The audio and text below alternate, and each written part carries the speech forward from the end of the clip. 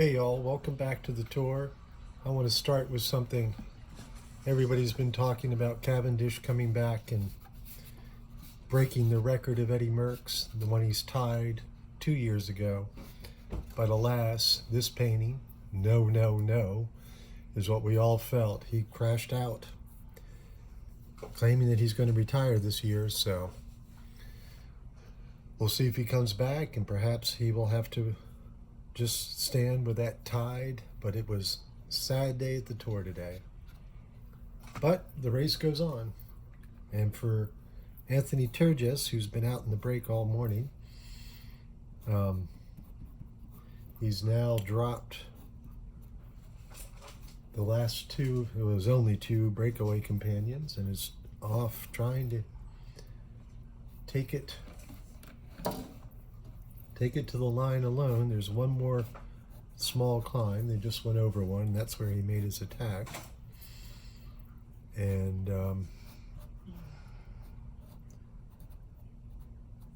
we shall see what he's able to do. And again, I paint these things now in real time. The race has ended for today, but I'm a bit behind real time painting this, so I have no idea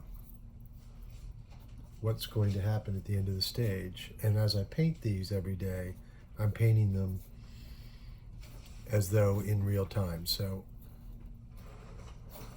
it's I don't know what's happening ultimately. And that's the fun part of painting these. That's like I'm taking my knowledge of racing and my biased hopes of who might win the stage or the tour in general. But it's just, I'm experiencing this as a fan of the sport, a fan of particular riders, a fan of good racing too. So, and I hope that comes across in the artwork and when I talk about the artwork. So, but it's an exciting race. This Tour de France has really been pretty exceptional already. Of course, with that ever possible breaking of the total stage wins now out of the equation. Let's see, but there's still plenty of others. So it makes yesterday's final painting, and you can see that, what did I call it? Not yet historical. When Cav came just shy of actually getting that stage win he's been hoping for. That now will have to, may never happen, or he may decide, no, well, I'm going to try one more time.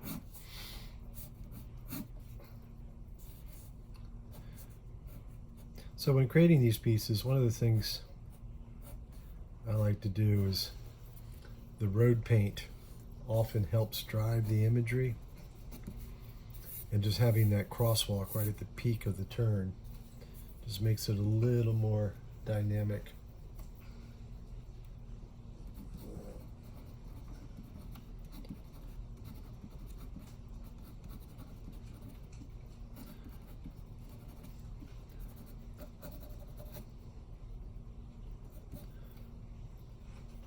What is today? There we go. So that's the ink work. Now we'll start laying in the color. As always, warm to cool, light to dark, particularly with watercolors. Another thing, I will, we all make mistakes, right? Sometimes I'll make a mistake, and if I'm, early on, if it's all the light, warm colors, one, I can wipe it out a little bit.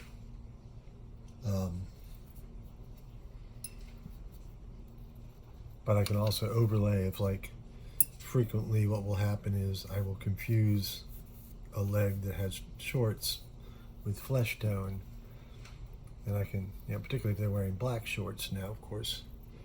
Turgis's kit has a bright blue short.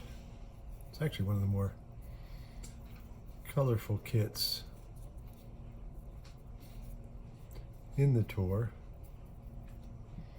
although the jersey is dominantly white.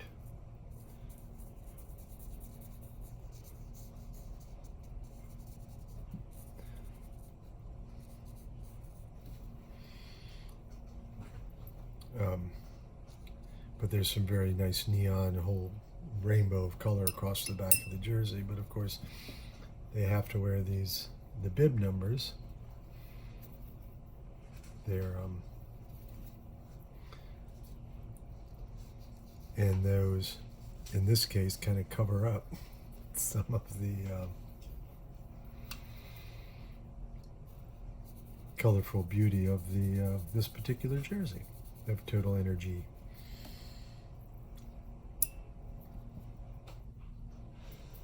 Another motif that actually hasn't played too much thus far that makes for nice is these temporary barriers along the side of the road are always red and white. A red section, a white section, a red section, a white section. And I love using them in the paintings. Just look, just automatically gives this nice dynamic, chromatic, value-based pattern.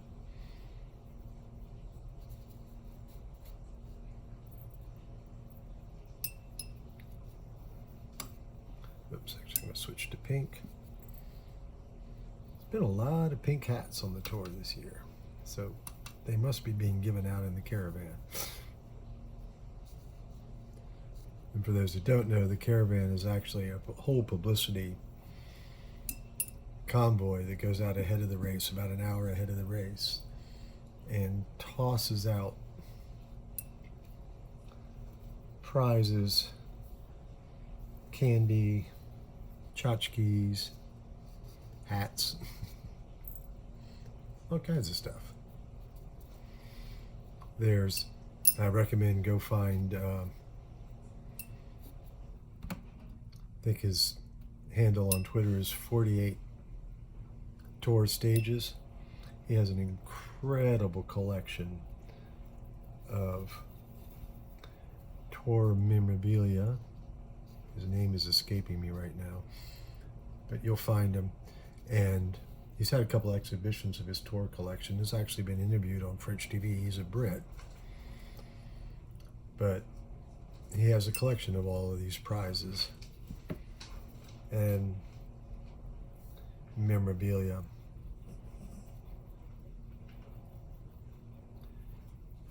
And during the pandemic, he had done a tour. What did he call it? The tour to backyard. And he had all of his little models and cars and figures and even copies of race caravan stuff. And he set up race scenarios every day. Now while I'm talking about this, I'm forgetting what color I want. So we'll switch back now. We'll sort of move into the cool colors.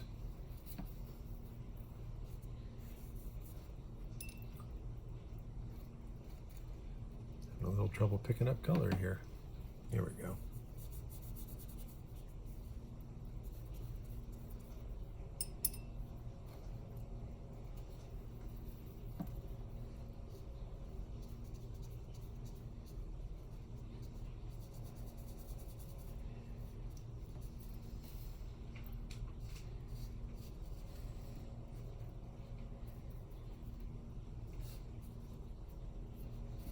Yep, see there.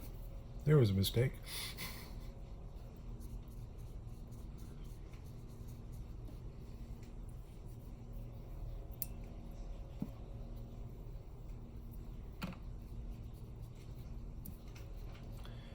And again, a saturation, the balance of water to pigment will help give you a variation in the intensity. So this blue is the same, but because that's a lot of pigment and not as much water, and this is a lot of water, it looks like two different colors. It's sort of the watercolor version of adding white to make it more pastel. So that, when you're doing paints that are opaque, and that's the tool that you have available to you when you're painting with watercolors. It's the paper is your white, so if you allow more paper to show, it will be whiter. If you want less paper to show, more saturate, you add more pigment, and that gives you the more vibrant color. And then again, of course, the selection of your watercolors. As in most things, you get what you pay for. These are made by Richardson Art, and really nice super saturate colors, and they just have a great palette and quality of color and vibrancy, obviously, of color. I mean, look how strong those reds are. And also, when you have a really strong color available to you, it takes less color, so you have just, everything's better. Sorry, it's a good thing any other way to say that. But you can get a lot more vibrancy, but you can also stretch color out more, get more variation, and then their quality, their purity of color is really nice as well.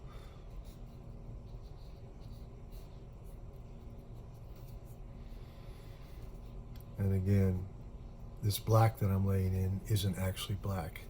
I never used a true black, the produced black in my palette,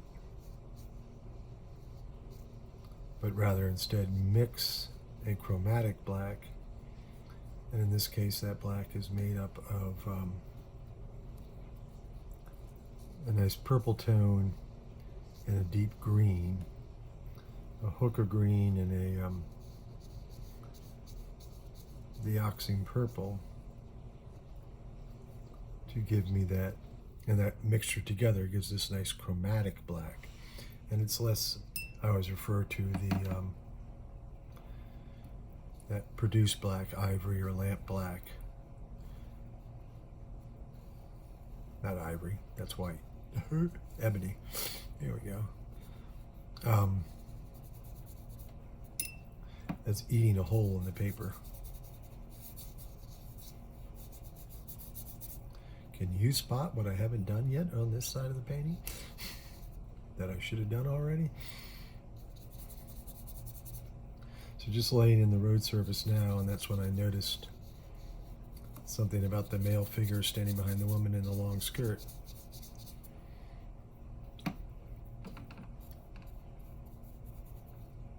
So I'll go back and get that in just a second.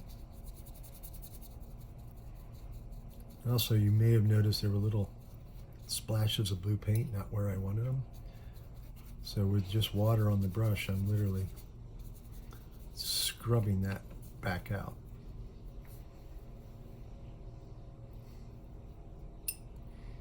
So what that was that I was just referring to about not paint it was this guy's arm. I forgot to paint it.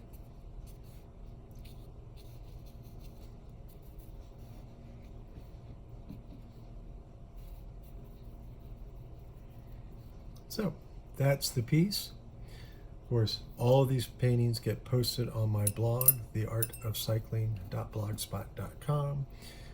Once there, you can follow the direct links at the bottom of each post to my website, gregleach.com, and you will there you'll find ways to purchase either the originals if they're still available or prints. So thanks for taking the time to watch, and of course I appreciate your comments. Love to know what you think.